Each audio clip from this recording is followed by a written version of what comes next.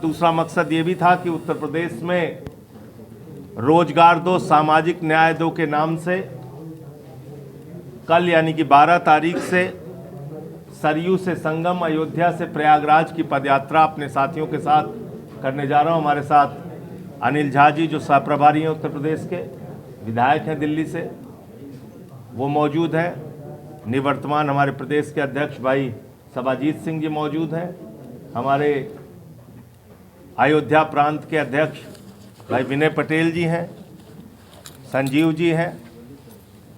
तो हम सब लोग अयोध्या के जो प्रभारी हैं, तो हम सब लोग एक यात्रा निकालेंगे कल से और सरयू में संकल्प लेके संगम तक जाएंगे। तो विकराल समस्याओं से लड़ने का उद्देश्य है। नंबर 1 बेरोजगारी, जिसमें नौजवान भी शामिल है बेरोजगार, जिसमें वो किसान भी शामिल है जो फसल का दाम न मिलने के कारण आत्महत्या करता है और खाद की एक बोरी के लिए लाइन में लग के उसकी जान चली जाती है, जिसमें वो बुनकर समाज के लोग भी शामिल हैं जिनका उद्योग व्यापार हो रहा है, बर्बाद हो रहा है। कुटीर उद्योग, लघु उद्योग, सूक्ष्म उद्योग से जुड़े हुए लोग तबाह और बर्बाद हो रहे हैं। वो शिक्षा मित्र, अनुदेशक, आशा बहुएं, आंगनबाड़ी कार्यकर्त्री, वो भी शामिल हैं जिनको नियमित नहीं किया जा रहा है और वो अपने नौकरी के लिए संघर्ष कर रही हैं। वो भी शामिल है जिनके आरक्षण का हक मारा गया पिछड़े वर्ग के शिक्षकों की भर्ती में। तो एक बड़ा वर्ग जो बेरोजगारी का है, और आज उत्तर प्रदेश देश का सबसे बड़ा बेरोजगार प्रदेश है। पूरे देश में हम बेरोजगारी के आंकड़े में नंबर 1 पे खड़े हैं। तो हमको रोजगार चाहिए।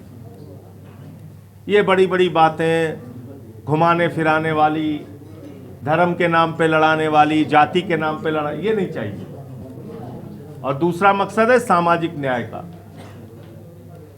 सभी वर्ग के लोगों के साथ न्याय होना चाहिए। ये बाबा साहब डॉक्टर भीमराव अंबेडकर जी के द्वारा लिखे गए संविधान में दिया गया हक हमको है।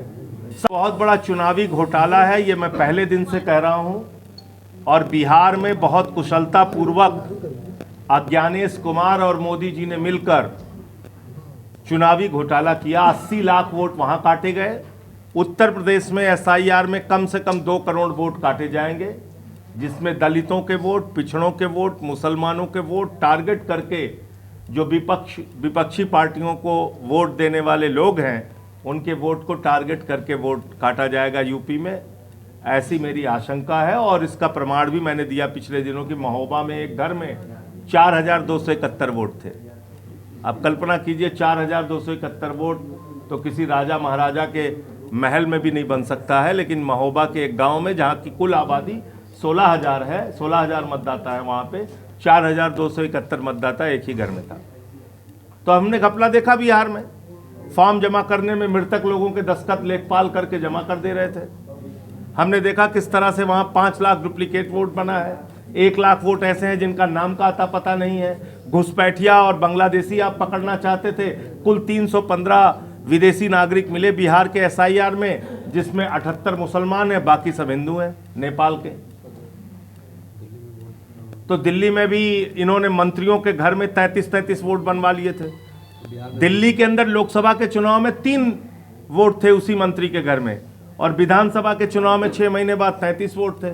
आरोप लगाते हैं मुसलमान बच्चे ज्यादा पैदा कर रहे हैं। ये तो 6 महीने में 18 साल के बच्चे पैदा कर दे रहे हैं वोट देने वाले, 30 बच्चे पैदा कर दे रहे हैं। तो ये घोटाला घपला है जो अज्ञानेश कुमार और मोदी मिलके पूरे देश में संपन्न करना चाहते हैं, और उत्तर प्रदेश भी उसमें शामिल हो गया है। ये बहुत बड़ा दुर्भाग्य है। सबको सचेत रहना पड़ेगा अपने संवैधानिक अधिकार को बचाने के लिए और मतदान के अधिकार को बचाने के लिए। बिहार के चुनाव के क्या कहेंगे, जिस तरह से बिहार चुनाव चल रहा है? बिहार के चुनाव में मैंने आपको बताया तो कि 7 करोड़ 80 लाख वोट थे लोकसभा में, और 8 करोड़ 22 लाख वोट बनना था। 18 साल के ऊपर के मतदाता सितंबर 2025 तक 18 साल से ऊपर के मतदाता 8 करोड़ 22 लाख थे। अभी वो घट के लिस्ट हो गई है 7 करोड़ 42 लाख। तो 80 लाख वोट ही काटा है उन्होंने। क्या चुनाव होगा देखिएगा परिणाम आप। जी PM भूटान यात्रा पे हैं यहाँ पर। अंकल देखो हमारे ऊपर फिर से हमला हो गया। या पाकिस्तान को मुंह तोड़ जवाब देंगे? देश आपसे जानना चाहता है। और इस देश को पार्ट टाइम प्रधानमंत्री की जरूरत नहीं है, इस देश को पार्ट टाइम गृह मंत्री की भी जरूरत नहीं है।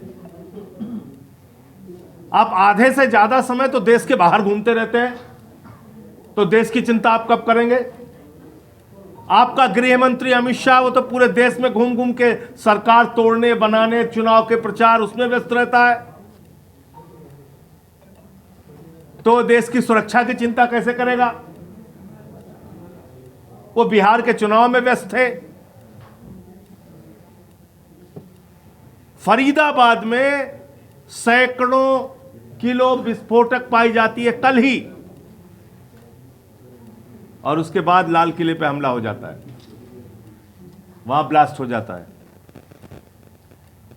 तो क्या इसका मतलब जो खुफिया जानकारी आपके पास थी, जिसके आधार पर फरीदाबाद में इतना बड़ा विस्फोटकों का जखीरा, हथियारों का जखीरा पकड़ा गया, क्या उसके बाद भी आपने कार्रवाई करने में हीला हवाली की, और कहां की? ये देश आपसे जानना चाहता है। मैं सर झुका के प्रभु से प्रार्थना करता हूं, जो भारत के निर्दोष नागरिक इस आतंकी घटना में मारे गए हैं, उनकी पुण्य आत्मा को ईश्वर शांति प्रदान करे, और जो लोग घायल हैं उनका शीघ्र इलाज हो, अच्छे से इलाज हो, और वो ठीक हो सके। मैं सरकार से चाहता हूं कि वो इसमें सख्त से सख्त कार्रवाई करें, और जो लोग इसमें शामिल हैं उनको ऐसी सजा मिले जिससे पीढ़ियां उस बात को याद रखें कि प्रधानमंत्री जी इस वक्त भूटान के अंदर जन्मदिन, राजा के जन्मदिन के कार्यक्रम में शामिल होने पहुंच गए, वहां से भाषण दे रहे हैं। मैं याद दिलाना चाहता हूं प्रधानमंत्री जी को, प्रधानमंत्री जी आपने कहा था देश के ऊपर कोई भी आतंकी हमला, 9 मई 2025 का आपका बयान है, देश के ऊपर कोई आतंकी हमला युद्ध माना जाएगा। ये आपका बयान है, मेरा बयान नहीं है। आपने देश के सदन में कहा था पाकिस्तान का डीजीएमओ आपसे गिड़गिड़ाया, तब मैंने आपसे कहा था प्रधानमंत्री जी हमारी बहनें भी तो गिड़गिड़ा रही थी पहलगाम में, उनकी बात नहीं सुनी गई। आतंकियों ने उनके माथे का सिंदूर उजाड़ दिया, वो भी गिड़गिड़ाई थी, रोई थी, लेकिन आपने पाकिस्तान के ऊपर भरोसा किया, आपने ट्रंप के ऊपर भरोसा किया, आपने सीज फायर करके भारत की सेना जो पाकिस्तान को नेस्तनाबूद कर सकती थी उसको रोकने का काम किया। और आज जो आतंकी हमला हुआ है लाल किले के पास, उसमें किसका नाम आ रहा है? जैसे मोहम्मद। जो उमर नाम के आतंकी जिसका नाम आ रहा है, उसके तार जैसे मोहम्मद से जुड़े हैं, पाकिस्तानी आतंकी संगठन से, ऐसी खबरें मीडिया में चल रही हैं। अब आप क्या करेंगे? आज जब प्रभु श्री राम की नगरी अयोध्या में ये प्रेस वार्ता कर रहा हूं, उस वक्त दिल्ली के लोकनायक जयप्रकाश नारायण हॉस्पिटल में आतंकी हमले से पीड़ित गंभीर रूप से घायल लोग जिंदगी और मौत से जूझ रहे हैं। लाल किले पर हुए आतंकी हमले में 9 लोगों की जान चली गई, और मैं भारत के प्रधानमंत्री से ये अपील करता हूं कि ऐसे समय में जब देश की राजधानी दिल्ली में लाल किला, जो हमारे गौरव का प्रतीक है, जहां से प्रधानमंत्री हर वर्ष देश को संबोधित करते हैं, 15 अगस्त को उस लाल किले के पास ब्लास्ट हुआ, आपको अपनी भूटान की यात्रा स्थगित करनी चाहिए और हिंदुस्तान के सुरक्षा की चिंता करनी चाहिए। यह हमारा संविधान कहता है। उस हक को मारा जा रहा है उत्तर प्रदेश में। पिछड़ों की, दलितों की, मुसलमानों की, अल्पसंख्यकों की बातें नहीं सुनी जा रही, चाहे वो थाना हो, तहसील हो, अस्पताल हो या सरकारी नौकरी हो।